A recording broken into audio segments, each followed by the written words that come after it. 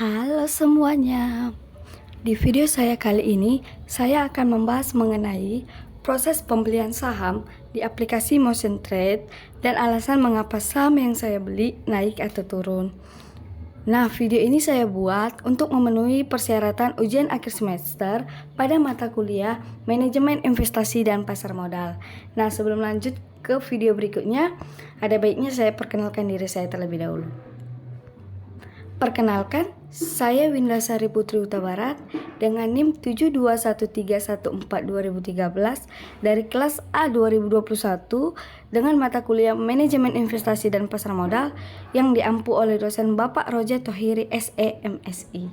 Langsung saja kita masuk ke pembahasan kita yang pertama teman-teman, yaitu proses pembelian saham di aplikasi Motion Trade.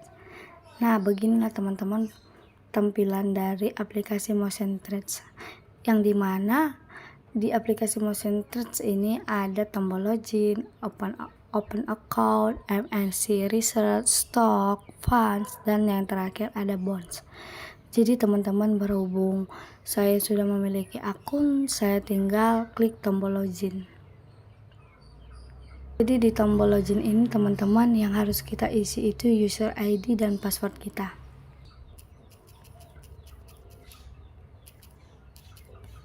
Lalu kita klik tanda panah ya teman-teman. Good morning, I'm Putih Yudaban. Nah, setelah itu akan muncul tampilan ini.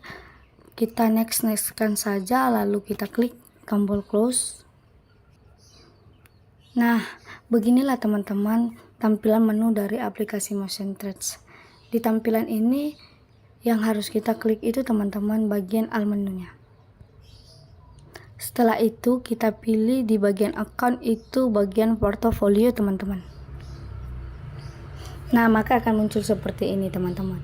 Nah, di bagian portofolio teman-teman, yang harus kita isi itu adalah PIN kita teman-teman.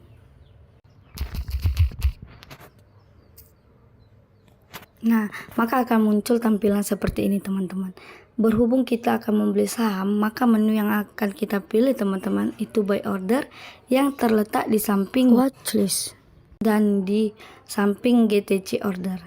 Jangan lupa klik buy order. Di bagian buy order ini teman-teman, kita disuruh untuk memasukkan PIN kita kembali agar aman teman-teman. Nah, maka akan muncul tampilan seperti ini teman-teman. Nah, jangan lupa teman-teman, ketika kita akan membeli saham, maka yang perlu kita ingat adalah kode saham dari PT yang akan kita beli. Contohnya seperti saya akan membeli PT Sarana Menara Nusantara dengan kode TOWR yang berada di bawah tombol bui teman-teman nih. Tinggal kita ketik aja teman-teman. Nih nampak ya teman-teman, TOWR Sarana Menara Nusantara. Setelah itu teman-teman, selanjutnya yang akan kita isi itu teman-teman adalah buy QCY, yaitu seberapa banyak saham yang akan kita beli teman-teman. Contohnya saya akan membeli 1 lot saham. Maka akan muncul teman-teman buy IDR-nya itu berapa harga saham dari PT yang akan kita beli. Nih, 85.654 teman-teman. Nah, yang paling penting teman-teman, sebelum kita membeli, kita harus ingat ya, saldo kita harus mencukupi. Setelah itu kita confirm buy. Lalu yang terakhir kita confirm teman-teman agar saham itu terbeli teman-teman. Nah, untuk saham yang kedua, saya akan membeli saham dari PT Sido Muncul, yaitu industri jamu dengan kode Sido. Nah, sebelumnya saya akan masukkan PIN saya terlebih dahulu. Nah, baru kita pilih bagian buy order. Kita isi kembali lagi kode PIN kita biar lebih aman ya teman-teman. Nah, di sini kan udah muncul tuh Sido. Baru kita pilih buy equity-nya berapa jumlah saham yang akan kita beli. Contohnya saya akan membeli 1 lot. Nah, maka akan muncul berapa total yang akan kita bayar. Lalu kita pilih confirm buy. Nah, lalu kita klik confirm.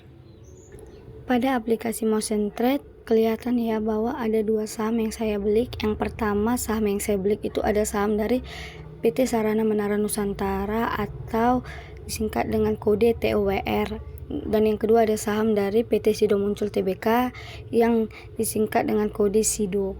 Nah, di sini saham TOWR berwarna merah ya, yang berarti mengalami penurunan, dan saham SIDO berwarna hijau yang berarti mengalami peningkatan. Nah, di saham TOWR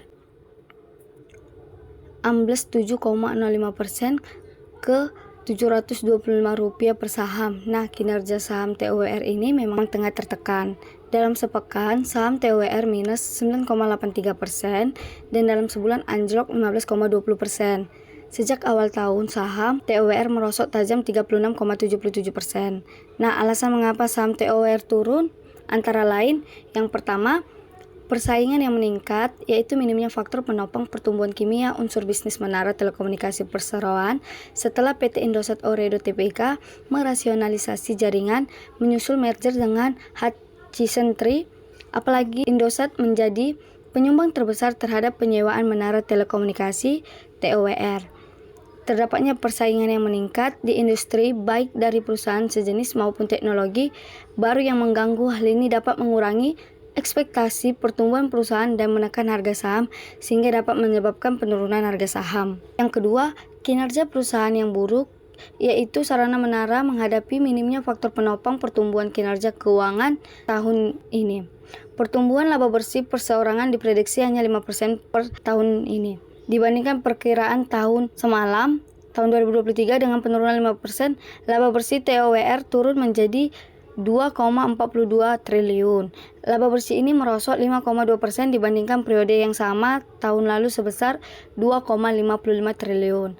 Laba bersih untuk 9 bulan yang turun disebabkan oleh tingkat suku bunga yang lebih tinggi dibandingkan tahun lalu. Penurunan laba bersih di tahun ini juga sejalan dengan kenaikan biaya. TOWR mencatat peningkatan depresiasi dan amortisasi dari 1,14 triliun menjadi 1,28 triliun. Biaya keuangan itu juga naik menjadi 1,49 triliun dari 1,21 triliun.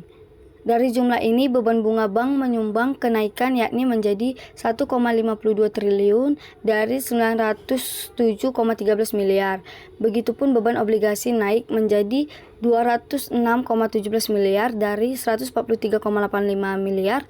Nah, jika ada laporan keuangan yang mengecewakan, proyeksi pendapatan atau laba yang mengecewakan, atau pertumbuhan yang lambat, investor mungkin kehilangan kepercayaan pada prospek jangka panjang perusahaan yang dapat menyebabkan penjualan besar-besaran saham dan penurunan harga saham. Yang ketiga, TOWR telah mengeluarkan belanja modal selama 9 bulan tahun 2024 sebesar 4,53 triliun. Dari 60% pengeluaran ini untuk segmen non-tower termasuk akuisisi. Nah, yang keempat, TOWR mencatatkan pendapatan tumbuh 9% menjadi 5,8 triliun. Mendorong pendapatan TOWR pada tahun ini didorong oleh bisnis fiber optik. Di sisi lain, pendapatan dari menara turun 2% karena merger Indosat dan Hutchison singgah dari lokasi dan tidak perpanjangan kontrak menara lagi. Hal itu membuat jumlah penyewa turun menjadi 49 customer. Meski tetap ada tambahan pelanggan baru sebanyak 35 customer. Dan yang terakhir, rate dan beban bunga yang masih cukup tinggi dan fluktuatif kurs serta situasi ekonomi makro yang kurang baik, sekaligus persaingan industri menara yang semakin mengetat. Nah, yang kedua ada saham dari PT SIDO muncul dengan kode SIDO yang mengalami kenaikan. Nah, PT Industri Jamu SIDO Muncul Tbk berhasil mencatat kinerja positif di tahun 2024. SIDO meraih penjualan 1,05 triliun, naik 16,10% dari penjualan 907,30 miliar di periode tahun sebelumnya. Nah, dari laporan keuangan PT Industri Jamu SIDO Muncul dapat dilihat bahwasanya beban pokok penjualan naik menjadi 428,31 miliar dari 424,10 miliar dan laba bruto naik menjadi 625,11 miliar dari laba bruto 483,19 miliar.